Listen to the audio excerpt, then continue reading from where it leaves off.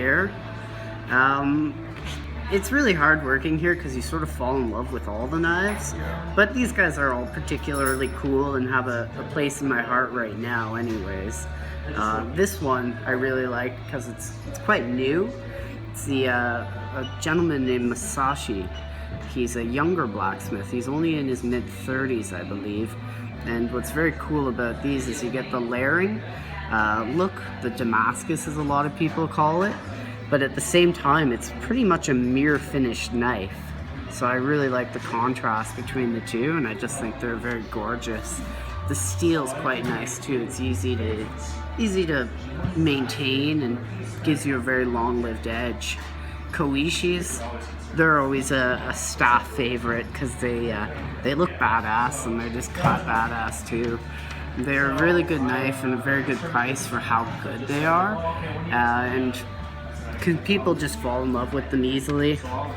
I'm always a big sucker for ironwood handles, so I really like the Zeros. Very similar blade to the Zeros, but shinier, more polished. Great performing knife, like really good knife. But I don't know, I just like that really nice, snug ironwood handle. Just beautiful too. Moritakas, they're always going to have a place in my heart because of the history. This family's been blacksmithing since 1293, so you know, they've got to have figured it out by then, I know.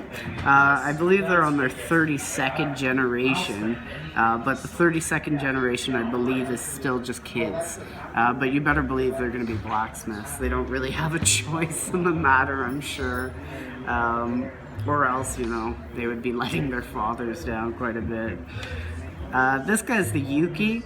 I like it because just how great and accessible it is. They're a very modestly priced knife for a handmade knife, and they're made by one of my favorite blacksmiths, Kato-san.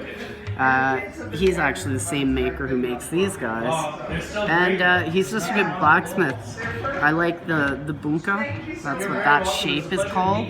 It's basically a santoku, but it's got a bit more attitude on the tip. And I just think they look like little kitchen swords, so you can't go wrong with that. Has he visited Canada? Kato, I believe, to my knowledge, has not. Masashi-san has, the gentleman who's made this. And I'll grab one other knife, actually. I believe we do, as a matter of fact. I'm just going to take a quick look. I actually have one of these. It's a Fujiwara Denka. They're sort of pretty much the holy grail in the knife world, I think.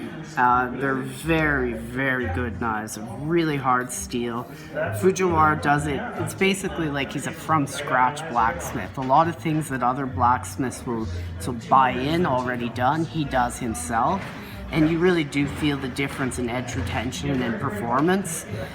He has visited Canada as well. It was actually the first time he'd left Japan for business in over 20 years, and Kevin got him out here, and he went to Calgary and Edmonton and engraved, did a blacksmithing demonstration, and then of course did some fly fishing in Banff because, you know, it can't all be work.